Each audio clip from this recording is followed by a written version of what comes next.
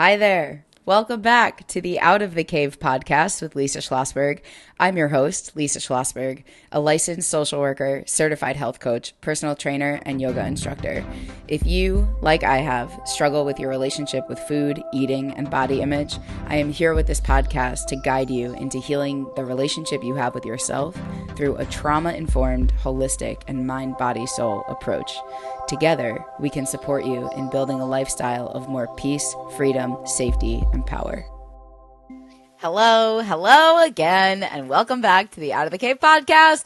This is me, Lisa Schlossberg, your host, and we are back. We are back today for episode number 33, magical number 33. Fun fact, I am now currently 33 years old, and on my 33rd birthday, if you're watching on camera, I can show you. I got this teeny tiny little 33 tattoo on my wrist. And I'm not going to get into all the significance behind that, but it feels magical and special that this is episode number 33. So, welcome back. Pleasure to be here. Excited to be here as always. So let's just do it. Let's dive in. I don't think I have any announcements for you today, and I don't have a lot of follow-up thoughts on the previous episode. So I want to begin today with another text from Bob, because he's bringing up something that, once again, I think about and I have experienced, but I would forget to probably mention here if he didn't bring this up himself. So the text he sent me, very short and sweet, but powerful, was the identity loss is real, though. And I'm not going to get into sharing the follow-up comments that him and I shared about this, because that's kind of personal. But it had me thinking about the identity loss piece of this. And I think that there's probably a lot more I could say about it than what I'm going to share right here, right now. But first, I just want to acknowledge it and kind of nod at it, that as you start doing this work and you start, really relating to yourself very differently, you inevitably start relating to the world very differently. And it can feel like a very real identity loss. So I want to talk about that for a sec. In some ways, this already has come up, I think, very, very early on in the solo series. The idea of, there are very valid reasons that people do not want to do this kind of work. And one of them being that it can feel not just unfamiliar, but also uncomfortable, and I will say largely inconvenient to embrace the fact that you are a spiritual being having a physical experience with an animal brain in a social context, and that means that you have feelings and emotions, because that just adds more to what you can't control here in life.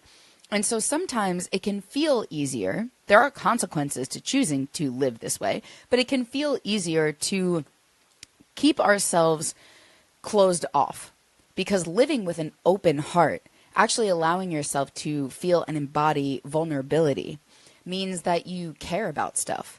And if you care about stuff, you can get hurt, right? And you open yourself up, not just to feeling the positive emotions, quote unquote, but also the quote unquote negative ones. And so the reason that I'm saying this now when it comes to identity loss is because for me, as you may have heard, I grew up believing, really believing my own bullshit, that I didn't have feelings and, other people did, but I did not. I was strong. And what that meant was that I don't feel stuff. And if I feel stuff, no one is ever going to know about it. And so I identified my identity to myself was I'm the strong one and I don't do feelings.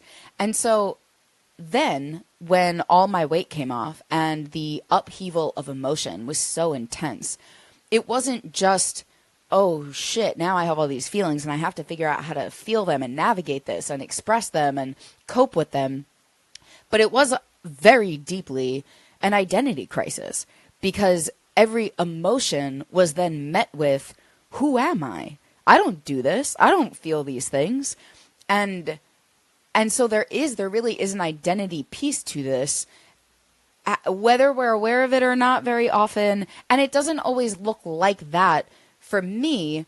that's what it was, you know? But so I'm thinking about, you know, I actually think about, there was something, Nicole Sachs used to share this picture at a retreat where I think it was an image of like a woman who you could probably assume was without a home, like the way she looked, and she had a big shopping cart, you know, like things like you might see in the city or something like that. And like an older woman kind of hunched over, and the purpose or the prompt was kind of like, what does this bring up in you when you see this? And we were sharing as a group, you know, it feels kind of, we feel sad, we feel compassion and empathy and, you know, the desire to help and give and grief, you know, that there are in some places at some times there are the haves and the have-nots, and not everything is fair. And, you know, and like it just became this whole discussion about how often we're moving through the world feeling these things. Like, you know, you might see someone who doesn't have a home and have feelings about it. But, you know, especially if you're walking in New York City, you got places to be. It's like we have these blinders on where it's not just that we kind of try to not look at those things or notice those things. But even if we do, or part of the reason that we sometimes don't want to is because of how it will make us feel.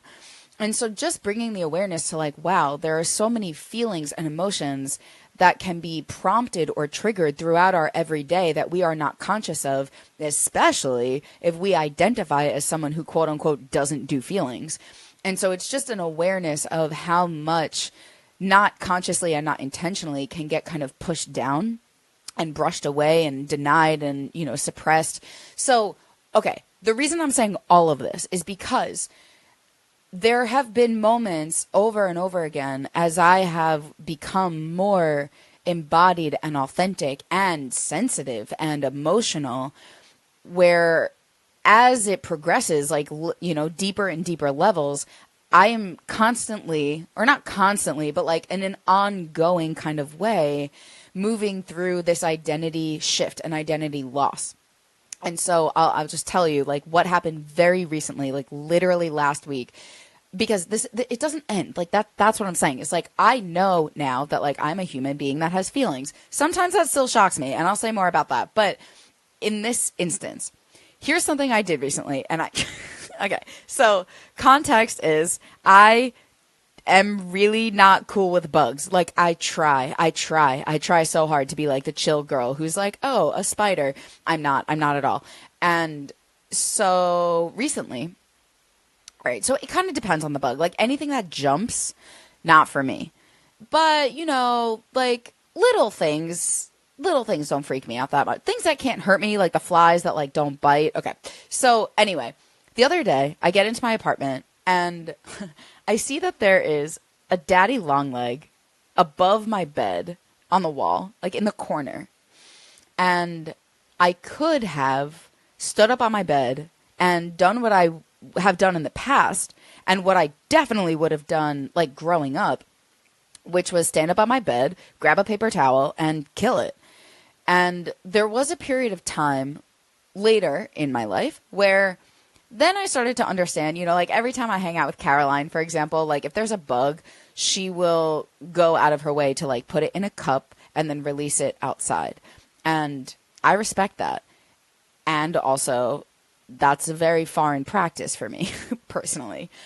But so anyway, so I get into my apartment the other day. I see this daddy long leg, and you know, we're spiritual beings. I don't know. I can't explain it to you, but there was something just intuitively that came over me and was like, do not kill this bug.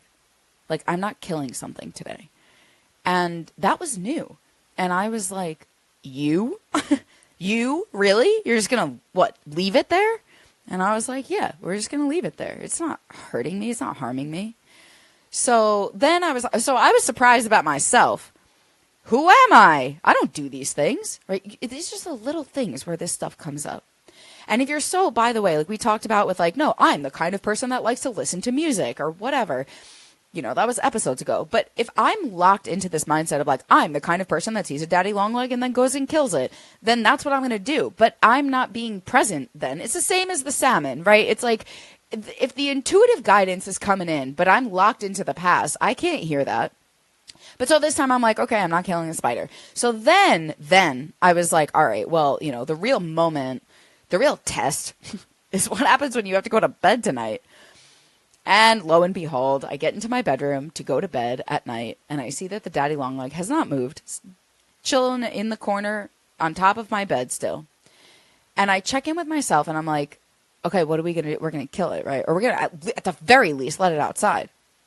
And my body was like, no, we're just going to leave it there. And I'm like, you're going to sleep? You're going to go to sleep with a spider on your ceiling above your bed? That's what you're choosing to do?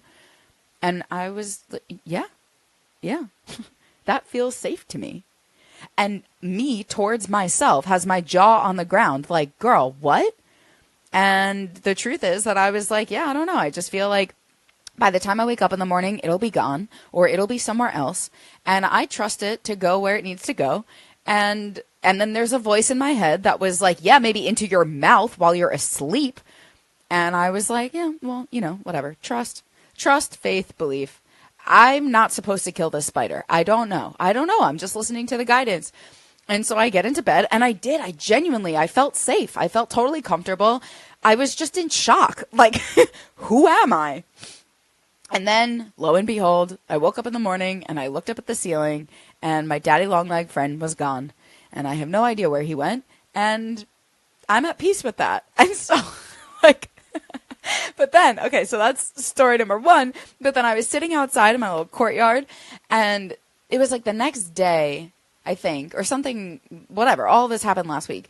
And I was sitting out there eating, and this fly was like flying around and then landed on my hand.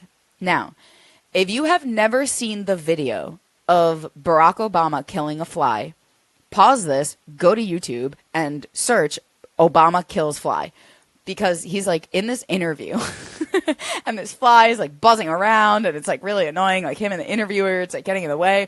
And so all of a sudden it lands on his hand, and Obama, being the chillest dude ever, like has this moment where he's looking at it. He just like locks in and then slaps it and kills it. And so I was sitting outside, and it was one of those flies that's like, those are fast. There's some bugs, like a mosquito. If I kill a mosquito, it's not impressive to me. Those are not super fast. But if I kill one of these guys, it's like, whoa, I have reflexes. So I'm sitting outside, and the fly lands on my hand, and I think to myself, like, I'm about to have an Obama moment. And I lock in, and I just like so fast hit the fly. It dies. And then I got so sad. Like this immediate wave of sadness and grief came over me. Guilt, shame. I just killed something.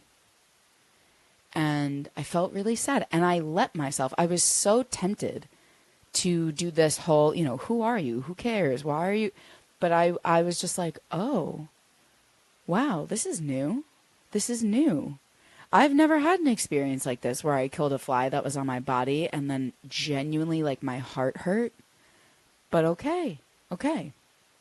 But so I'm saying all this because, again, there is this ongoing, like I think, as we evolve and continue to do all of this and feel more and more connected, right? That's the stuff that kind of happens, or at least it has for me, feeling more sensitive and connected and intuitive, and so it can be really inconvenient. It can be really inconvenient to move through the world that way, especially when the only way that I've ever known how to move through the world is kill all the bugs in my apartment and have zero feelings about it. So all of this to say, I want to validate and normalize what Bob here said, that is, the identity loss is real. And if you're having moments where you are, I don't want to say confronting the beliefs of your old identity, but along those lines, like you want to be mindful to allow yourself to free yourself. That is, this is new. We didn't used to feel this way. We didn't used to think this way. We didn't used to behave this way. And sometimes there's some grieving around that, because now it's like, oh yeah, there's all these feelings coming up now. And that's okay.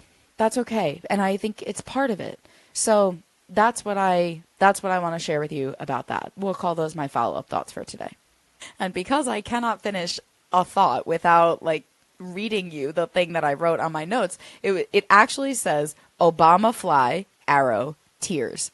Because I forgot that I actually literally burst into tears. I had to sit with myself tending to the broken heart that I felt because of the fly that I just killed. So there's a visual for you. Okay, now moving on.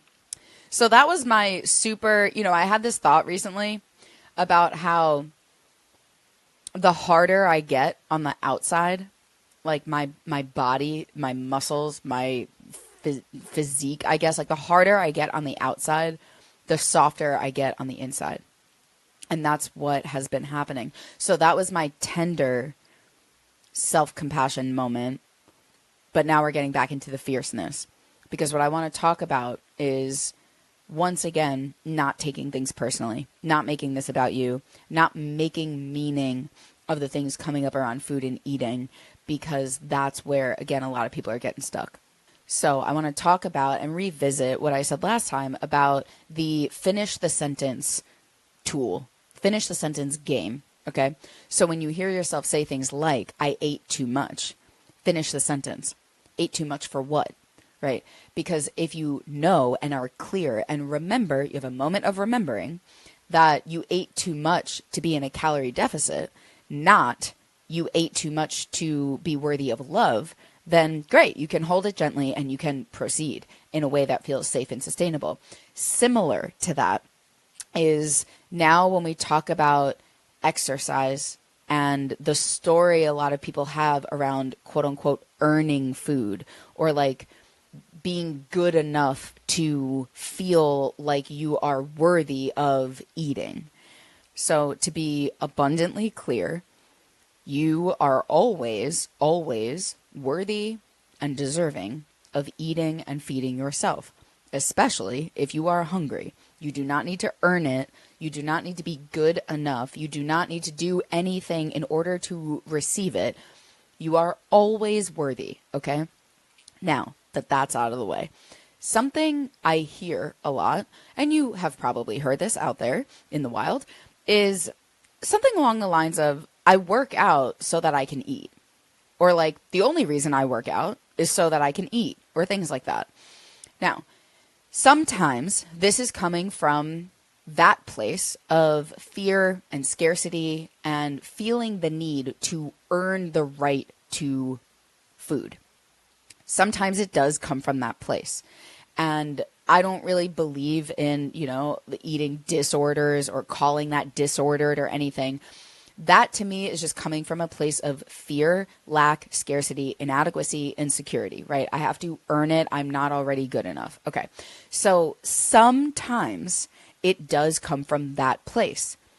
And I think this conversation is way more nuanced than I have seen discussed literally anywhere. So I want to unpack this concept a little bit. So if we try on the finish the sentence game with this one, sometimes what people really mean is something more along the lines of, I am intentionally creating a larger calorie deficit with my caloric output so that I know I can increase my caloric intake without being in a surplus. And so some of the time it can come from that place of mindfulness, intention, and purpose behind it. That is, I'm aware of how much I'm eating. I'm aware of how much I'm spending in terms of my calories. I'm aware of how much I'm outputting. I'm aware of what my goal is. I'm aware of the deficit I need to get me there. I have all of this information put together. And so if, for example, I want to go out and eat this thing that is going to be, an investment of calories, let's say, then I'm going to be mindful to balance that out by outputting more. So it's not I work out so that I can be worthy of eating, but more so I work out so that if I eat, I'm not going into a surplus. It's just, again, it's numbers, it's math. And sometimes, now this is why it's so complicated, and honestly, it's not even complicated. It's just bio-individual. That's what it is. Because sometimes people are in a relationship with food and exercise that is, I don't feel safe to eat if I don't earn it first, or if I don't work for it first. It's that kind of thing, right? The way that some relationships are transactional, the same way that love is sometimes conditional. Like, I will only be kind to you if you weigh this thing, or I will only treat you with love and compassion if you look this way. It's playing out the same dynamic if it's coming from that place. That is, right, I'm not just worthy of love as I am, the same way I feel as though I'm not worthy of food as I am. I have to earn it and work for it. Again, sometimes if that's the relationship you have with yourself and love toward you is conditional rather than unconditional, then yeah, sometimes if that thought shows up, you really are trying to earn your food. You really are trying to be worthy enough. And that you want to pay attention to. And sometimes what I'm here doing deliberately is representing the other side, where that is not always the case. Sometimes it is, sometimes it is not. And some of the time, especially if you are an athlete, especially if you have some reason to be mindful and aware of these things. I'm thinking also about like the clients I work with who have diabetes that need to be really intentional about what they're eating and when they're eating and things like that.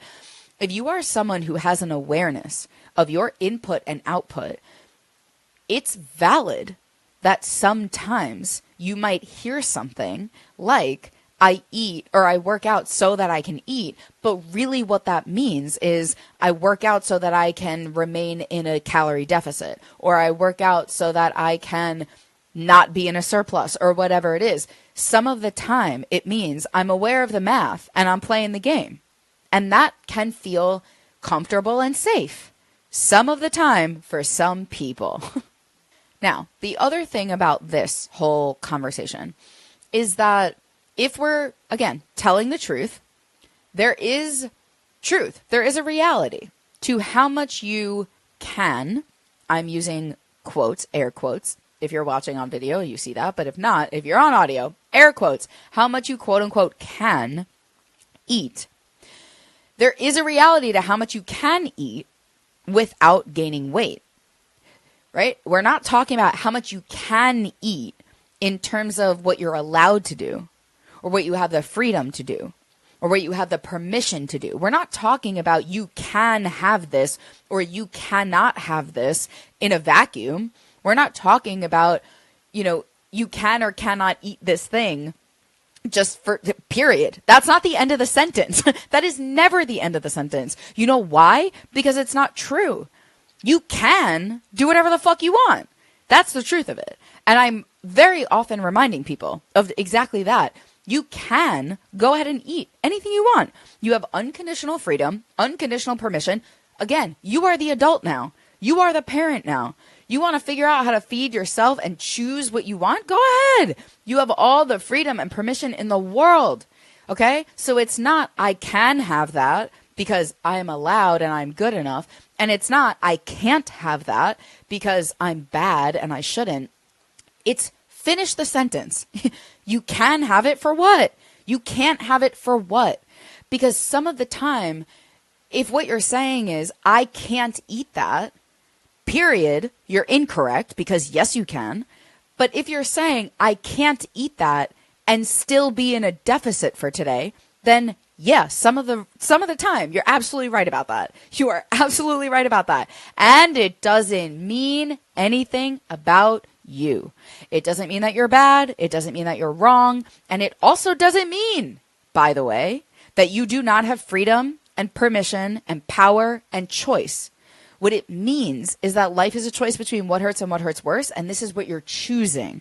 You are choosing to align your behaviors with your values if what you want is safe, sustainable, intentional weight loss, and what it will require is a calorie deficit, period. This doesn't mean anything about you. And sometimes we need to be really, really clear, especially when it comes to the food, exercise, input, output game that we're playing. You have to know this is not about you. You can have anything you want. You can have anything you want. Okay? So it's not about if you can or cannot eat anything. It's about, are you choosing? Are you choosing to eat something? Which is to say, are you choosing calorie deficit, calorie maintenance, or calorie surplus? And that's up to you. That's totally up to you. Neither, and that's the whole thing. Neither is right or wrong. Neither is good or bad. Neither is better or worse. Neither is should or shouldn't. You go ahead and do what you want to do. But be really, really clear. This is not about you. This is about you aligning your behaviors with your values if what you want is safe and sustainable, intentional weight loss that requires a calorie deficit. Period. The end. Now, the reason this point is so important and feels so important is because we need to talk about language. And as you've heard me say before, most likely, want and need trigger two different physiologies and energies, right? So if I'm saying I need to lose weight, it's like my animal brain hears that and is like, need, right? You need, like air, like you need. And that is going to create that fear and urgency and scarcity and doubt and all that stuff. But if I tell myself, oh, no, I don't need to lose weight, like I will literally die today if I don't, I want to lose weight. Then my animal brain is like, oh, all right. Okay, cool. So you're not going to die? No, this isn't life or death. No, you just want something that you don't have right now. Yeah. Okay, cool. That's fine, right? That can feel safe, not always comfortable, but safe. So same with I can and I can't. You want to pay attention to this because we're talking about food, you survive on food. So if the message that you're sending to yourself is I can't have that, I can't have that, I can't have that, and it's around food, not only does that in itself create a fear response that you don't want to have, which will then contribute to it being unsustainable, but I can't also takes away your freedom, permission, power, and choice. And if you don't have choice and power to decide what you want to do and how you want to move forward, that is associated with being in danger. It's like survival mode. You're not in choice. You know, when we fight, flight, freeze, fawn, whatever, we're not making that decision consciously. It's just happening. You're not in a place of choice when you're in a stress response. You're not in a place of choice or freedom or power when you are, in trying to survive. So if you're telling yourself over and over again, I can't do this, I can't have that, and you're not finishing the sentence to remember that you actually can do whatever it is that you want to do, it can feel dangerous and it's not going to work out very well. That feels threatening. But if you say, I can't, well, okay, I can. The truth is I can, right? If you level with yourself and just tell the truth, you can eat that thing that's going to put you in a surplus. You can. But what do you want to do? Now you're in a place of freedom. You're in a place of choice. You have power. And what that means is you are in a place of safety. You're not necessarily comfortable because now you have to confront the fact that life is a choice between what hurts and what hurts worse. And you're either going to eat dessert or be in a deficit, whatever. But again, this is where it is decidedly different than diet culture type stuff. Because what we're doing is taking the moral value out of all of it. It's not that you being in a deficit is better than you eating dessert. It's not that being in a deficit makes you a better person than if you eat dessert. None of that is part of this. None of it, that has nothing to do with any of this. It's just about the fact that you can choose. You can choose, but you can't have both. You can't have both. And what so many people are trying to do with all of this is just figure out how to find option 3. How can I eat dessert and be in a deficit? And the truth is, part of the reason some of you are banging your head against the fucking wall is because that doesn't exist. That doesn't exist. And some of what we have to do is be able to say, it's not about me. It's not because I'm bad. It's not because I am inadequate. It's not because I am unworthy of love. It's because life is a choice between what hurts and what hurts worse. And intentional weight loss is, if we want it to be safe and sustainable, a numbers game. It is. There is math we have to consider. And so if you are, again, remembering that you can eat whatever the hell you want at any given point, now you have the power. You have the power to choose. And that's entirely up to you. Now, you know what's interesting is, as I'm saying all this, I notice in real time, I'll be so straight up with you, I notice that when I hear myself say, you can either have the dessert or the deficit, as an example, because some of the time, okay, right, again, this is so nuanced, but some of the time you can have the dessert and the deficit. That's the point, is like like I said last time, many ways to skin a cat. If you want to organize your day around having this dessert and still maintaining a deficit, you can figure out how to do that.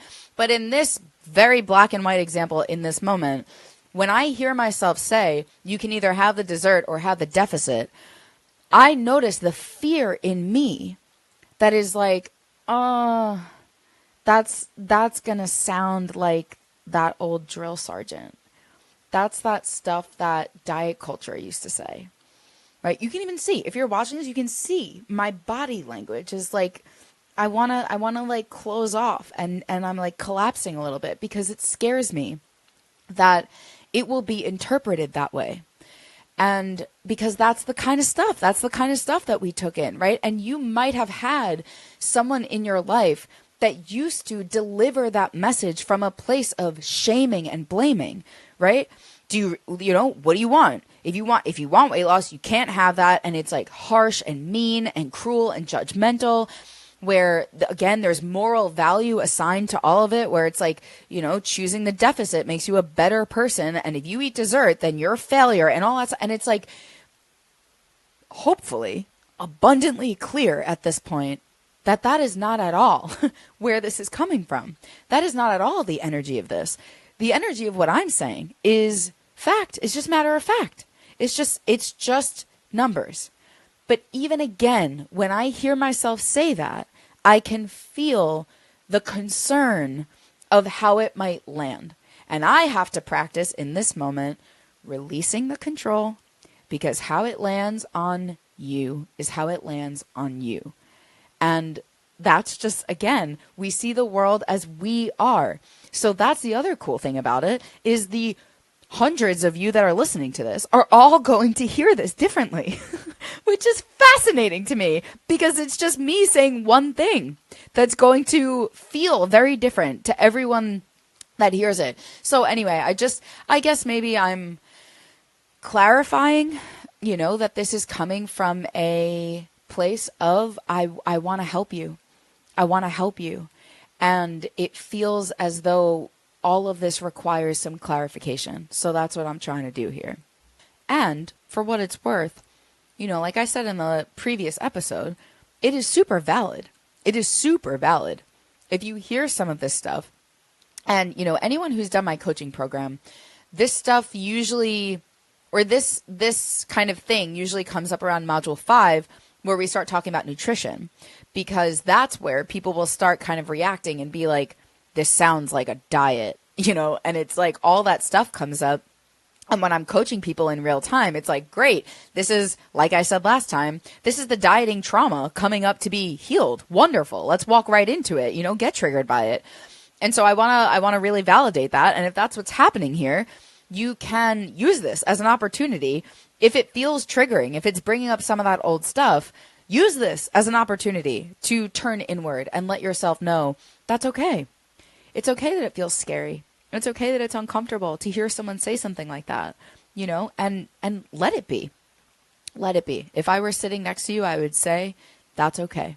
That's totally okay. So anyway, that's that.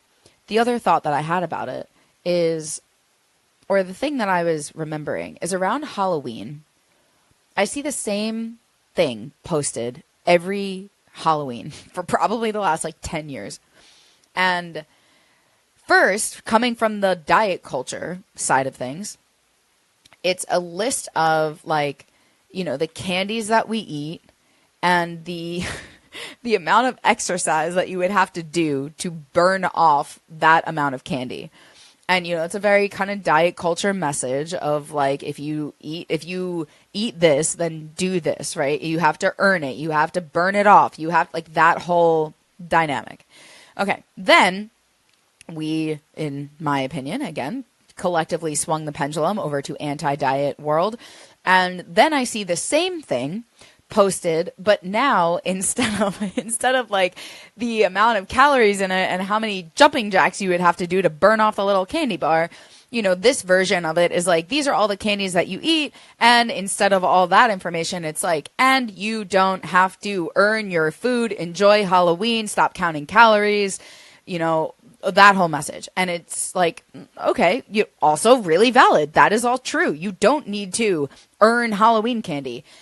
But where I'm at, you know, like, I really feel like the middle of this pendulum where I look at this and I'm like, okay, well, again, if, like when I look at, I'll just tell you straight up, for me, I can only speak for myself. When I look at something that says, you know, a mini Kit Kat has, I don't know, 100 calories, let's say, and you would have to do, again, I have no idea, 500 jumping jacks in order to burn that off, quote unquote. When I look at that, I see math. I'm like, yeah, okay, that's just true. Maybe that's just true.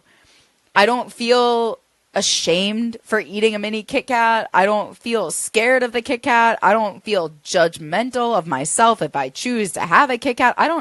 None of that shit shows up for me. I look at it and I'm like, oh, all right, good to know. You know, if I really cared about burning off my Halloween candy, then now I know what the equivalent of that would be. And I think sometimes, again, this can come from a really, quote unquote, disordered place. And also, if I remember what it was like when I first started on Jenny Craig and I first started exercising and I felt like an alien who was put in a human body and was like, wait, what? How do I do this? How do I feed it? How do I move it? How does it work again? Something like that would be data. It would be information. It would be simply educational and informative. That is, this is how much this quote unquote costs, right? In terms of energy balance and calorie balance. And I can look at that because we see the world as we are. I look at that and I'm like, yeah, okay. And if I am not projecting all my internalized stuff, baggage, very valid trauma onto that, then it's just a numbers game again. It's just, okay, yeah, all right. So if I eat this, then it's that many calories. And if I do this kind of movement, it's that many calories. Okay. Plus, you know, addition, subtraction, equal sign. That's it. That's it. And so it's these kinds of things that show up in our culture that then because then it's like we internalize that if I have any awareness, if I have any concept of how many calories I'm burning and how many calories I'm eating, all of a sudden it's an eating disorder. And it's like, we need to challenge that polarized black and white narrative that is so binary, there is no space for anything in between it. And I think about how, I probably have said this already, but like dialectical behavioral therapy, also known as DBT, is all about holding two truths at the same time. I can feel gratitude and grief at the same time. And so I just think about how, to me, the diet, anti-diet culture is such a it's just a reflection of black and white thinking, of like, we were here, now we're there. But this gray area where it's like, I don't know, maybe it's just math, and how you feel about that infographic says way more about your relationship with food than it does the information. I think we need to at least acknowledge that can be true for some people some of the time. Okay, now, the other thing that I want to bring up, which is the same, essentially, is something like choosing lower calorie options on purpose. Let's use the example of earlier in the day. If you know that you are going out and want to, have dinner, dessert, wine, like things like that, you know the calories are going to add up later in the day. So you choose to have lower calorie options earlier in the day. I have to just be honest with you. Like, there's so much, or not even so much. There is there's a very tolerable level of fear that comes up for me when I say all of this. Because, well, for probably obvious reasons. Because I don't want to be irresponsible. I care very much about you, obviously.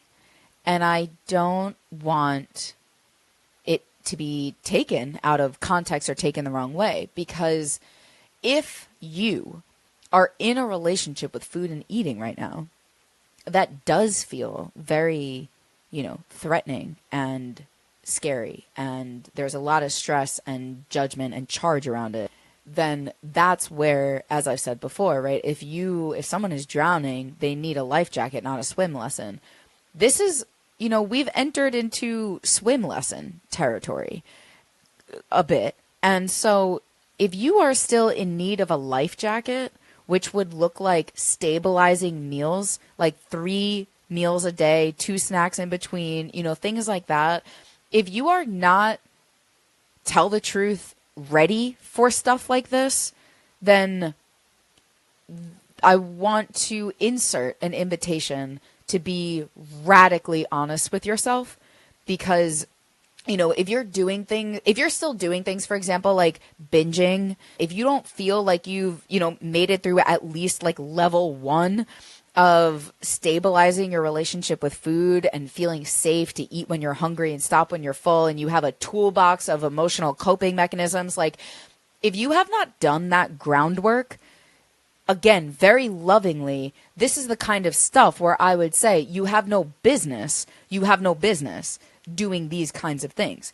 This is more where we've made it into more like level 3, right? But so again, it's not obviously my job to know where everyone is at, but I think I've made it clear that there are levels to this shit, and we have identified what those are. And so anyway, I don't know, maybe I'm saying all this for my own anxiety around it, but so if we come back to, right, if you choose lower calorie options earlier in the day because you're kind of doing this budgeting thing with knowing that you want to, quote unquote, spend your calories later in the day, this is another kind of thing that can be perceived as or judged as disordered. And what I want to say is that sometimes it certainly is. And more importantly, I think sometimes it isn't. Sometimes it isn't. Sometimes it is mindful, conscious, intentional, and again, aligning behaviors with values. Now, The important thing about something like this is that it is not too extreme. Okay, so the same way that an intentional weight loss does require a calorie deficit, we are not making a calorie deficit like 1,000 calories a day. It's a slight, minor adjustment, maybe a couple hundred calories a day, something like that. Okay, so if you're creating a deficit, it's not starving yourself because, again, sustainability is the goal here. So the same thing is true here. I am not suggesting that the best thing for you to do if you know you're going out for dinner is starve yourself and not eat anything all day. Definitely do not do that. I don't care how quote unquote advanced your relationship with food is. I definitely would not be doing that. And nor like I don't do that. But at the same time, again, there is something to be said for a balanced, moderate approach to creating a deficit. Like maybe you, again, think about higher volume, lower calorie breakfast and lunch so that you can, again, go out to dinner and just balance things out. There's nothing inherently bad, wrong, disordered about that. But the reason I have to say all of this is because if you think there is, if you are so quick to snap judge that there is, good luck trying to pursue something like intentional weight loss and have it feel safe and sustainable, because it's these kinds of things where it's like, again, where do you go? Where do you go from here? If every single time you try to make any effort toward the direction of intentional weight loss, it automatically is perceived as something that is bad or wrong or shameful or that you deserve to be punished for, what are you supposed to do? What are you supposed to do? Where are you supposed to go? And that's the question I have for the anti-diet culture, except they, in theory, it's like they have found their destination. Their destination is the fuck it diet. But it's also my question, to be honest, for eating disorder treatment. That, again, leaves a lot of people feeling like any time. I mean, if you have been through eating disorder treatment, most of the time, I can't obviously speak for everyone, but I've worked with quite a few people who have been. It's like, if there is any thought about wanting to lose weight, it is immediately silenced and judged, because what it is it's feared. It is feared that is the eating disorder again. And I cannot tell you how many times I've had that conversation where it's like, but I was told this is my eating disorder. I was told this is the eating disorder part coming back up again. And eating disorder treatment, in my experience, from the people that I've worked with especially, the approach is silence it, quiet it, stuff it down, get rid of it, exile it, do whatever you have to do to erase it. And the reason that doesn't work is because that is not an option. That is another form of option 3. Just don't think that. Just don't feel that. Just don't have that. Okay, but if I think about what it was like to be in my body at over 300 pounds, and I had just gone through eating disorder treatment, and I was supposed to spend the rest of my life in, well, that's it. There's nothing for me to do because everything that I could possibly do is judged as disordered. Yeah, no, that doesn't work for me. I don't know. Maybe it works for you, and it's totally cool if that does work for you. It doesn't work for me. And I'm saying all of this for all of you out there for whom it also does not work for. And you know what else comes to me as soon as I say that? I'm also saying this for all of the judgment that I put on myself over the years and all of the judgment that I have received from other people at a point in my life where it felt like everything I did was interpreted as disordered. Because I will never forget. Oh my God. I never told this story. I don't think ever. When I was in my summer internship right after my weight loss. So I was definitely in like eating disorder kind of tendency place. I was really afraid of food. I was really afraid of my body and hunger and weight gain and all of the things. Like I was driven by fear. But I also wanted healing and recovery so bad. And so I remember when I was at work, it was like we were having like a team lunch or team dinner or something. And I remember saying to one of the people I worked with something along the lines of exactly what I'm saying to you, where I was like, I'm not like something along the lines of like, I'm having like a smaller breakfast and lunch because we're going out for dinner. And I just remember the woman I said this to just looked me dead in the eye and was like, that sounds like an eating disorder. And I can feel just I felt so deflated because on one hand, I can acknowledge that I was in a really tough spot with my relationship with food. And it was so controlling and rigid. There was so much rigidity and control around it. And there was that, energy around it. But I just remember like my intention at the time was to do the right thing. And I thought that was just the right thing to do. And I remember just that feeling of feeling so judged. And I was trying to heal and I wanted to recover, and none of that intention was acknowledged or seen or known. And it's not her fault, and I wouldn't expect her to know all that. But it's just to say, like, I have had so much of the last decade of my life having to like wade through these waters of like, wait. No, I don't feel that level of fear anymore. I'm not being rigid and controlling anymore. I'm just being mindful and intentional. And on the surface, like I said last time, on the surface, it can look really similar, which is why we have to have these conversations. You have to be clear. That's not what you're doing and that's not where you're coming from. You can acknowledge that at one point it was. And also, again, back to identity loss and shifting and evolving. That is no longer true. That's no longer who we are. That's no longer where we are. That is no longer what we're doing. You have to know that it's okay. So, a lot of the time, I do think about this and I know I said this, I don't think I had the courage to say this in the original intentional weight loss episodes, but I know that I definitely had this conversation with Manya. I think some of my episodes, I think there's 2 or 3 with Manya, are like some of the best episodes on this podcast, honestly. So if you are unfamiliar, go check those out. Manya. We talk about a lot of this stuff. And in I think it was our last episode together, we were talking about the budgeting metaphor. And because I was saying to her that for me, because again, I've come a very long way and I don't carry all of this old baggage and trauma around it, I can look at food and the numbers around food and be like, yeah, okay, we're playing with numbers. The same way that some people do with a budget. And so I make that comparison because if you have questions about, creating a calorie deficit, that's how I think about it.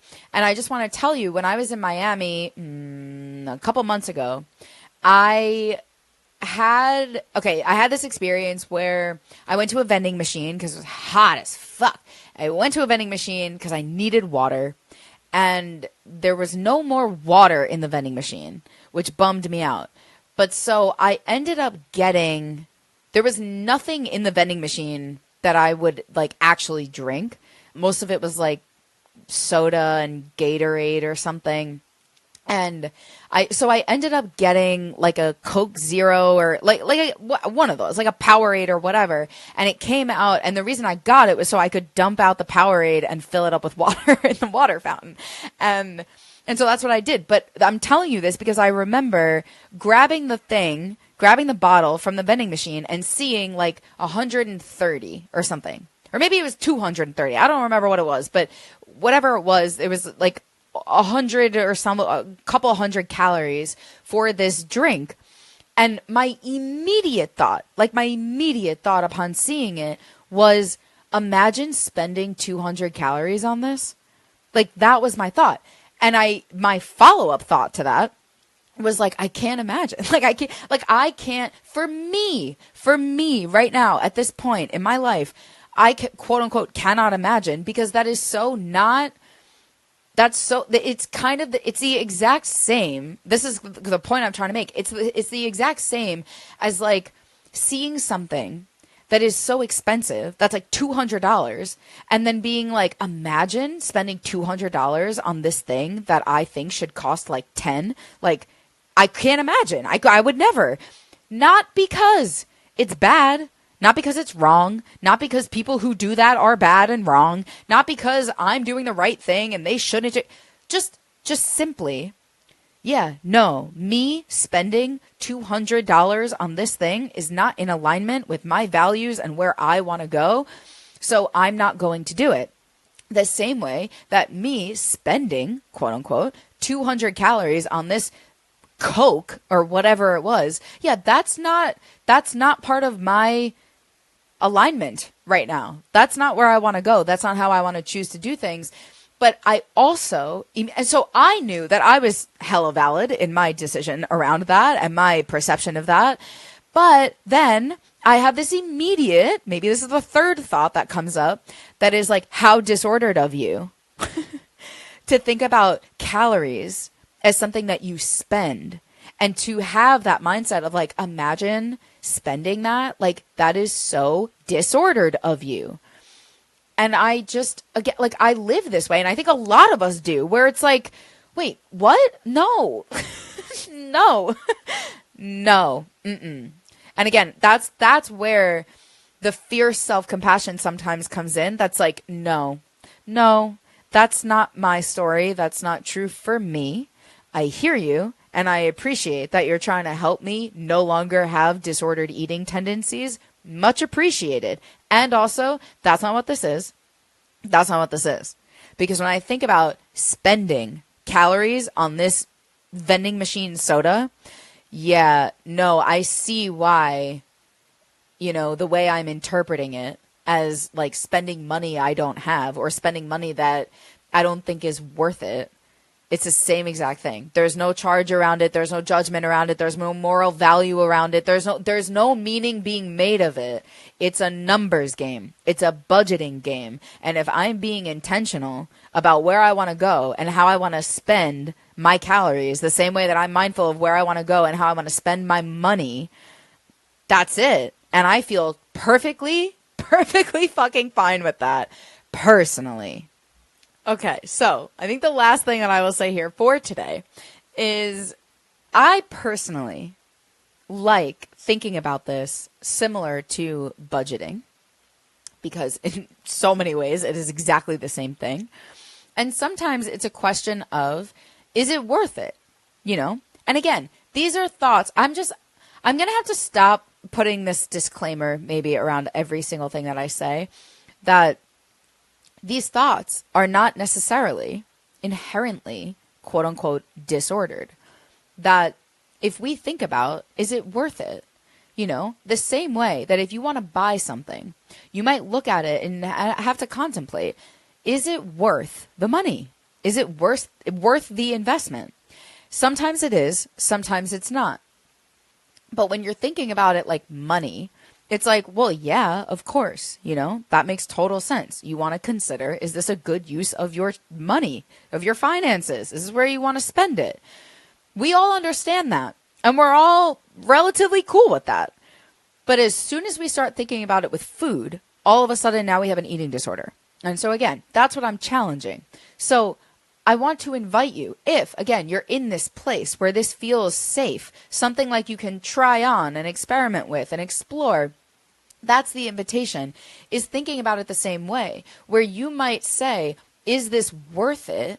And instead of judging yourself for having an eating disorder tendency, if you just sit with it and really allow yourself that moment of contemplation and questioning, see how it feels. Is this thing worth it in terms of calories, in terms of caloric budget? Because sometimes it is. Sometimes it is.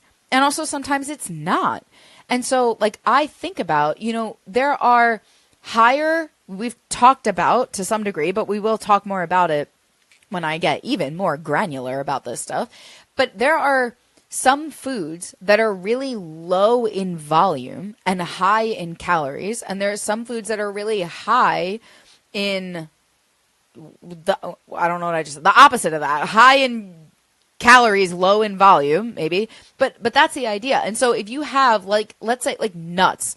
Manya and I talked about nuts because I love nuts. When people ask me, I'm not even kidding, if you could survive on one food for the rest of your life, it's hard between pizza, because I could survive on pizza for the rest of my life, but I think my answer, honestly, is trail mix, like a good trail mix, nuts, some raisins, not that many, and chocolate. Like, just sign me up for the rest of my life.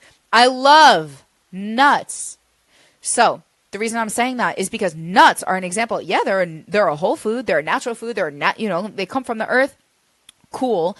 Not super processed unless you get them that way. But if I'm eating like raw nuts, they are still so unfortunately low volume, high calorie. Healthy fats, sure. Healthy food, sure. But still low volume, high calorie. And so if there are times where even though I feel like I could spend the rest of my life eating nuts and nothing else, I have to question, is this worth it? Is it worth 10 almonds having like 100 calories? If I am trying to intentionally create a calorie deficit, some of the time the answer is, unfortunately, no. No, it's not worth it.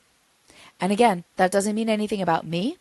That doesn't mean that I am unworthy of eating almonds. It doesn't mean that I am not allowed to eat almonds. It doesn't mean that I can't eat almonds. It doesn't mean any of those things. It just means that a handful of almonds is not, in my judgment, in that day, worth the amount of calories that I would consume if I ate them.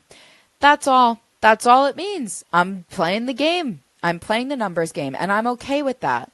And the same is true for alcohol. You know, like sometimes if I'm being mindful, it's just choices. It's choices. If I want to go out and I want to have a drink, I might very intentionally choose something like a tequila soda. Sometimes my little hack with that is a tequila soda with like a splash of pineapple. There's always lime in it, but like that can come out to like 100 calories. But is it worth it for me to have like a margarita? Well, sometimes, yeah, sometimes. Especially if I'm going to the place near me that has this delicious like mango situation going on. Yes, sometimes it is. And also, sometimes it's not. Because I know that something like that could be 300, maybe 400 calories. And so I'm just choosing, nope, not worth it. And again, that's it. So you can probably sense that this is what I mean, where take it seriously. It's a numbers game. You're either playing or you're not. And hold it gently. Is it worth it? Sometimes, yeah. Sometimes, no. No meaning being made of it. I am safe. I am lovable. I am accepted. I am here in my body. And I have to make some decisions. And I have to be intentional. And I have to be conscious. And in order for all of this to happen, I have to have my eyes open. I have to be awake. I have to be willing. So that I think is where I'm going to leave it today. So I think it speaks for itself in a lot of ways. You know, this is really what it looks like to have the tenderness, the fierceness, the taking it seriously, the holding it gently, because now you can see we're taking action. We're actually doing things that are in alignment with ourselves. So, okay. I hope all that made sense. I hope this is helpful, as always. And please rate, review, subscribe, and share this pod. And I will see you next week.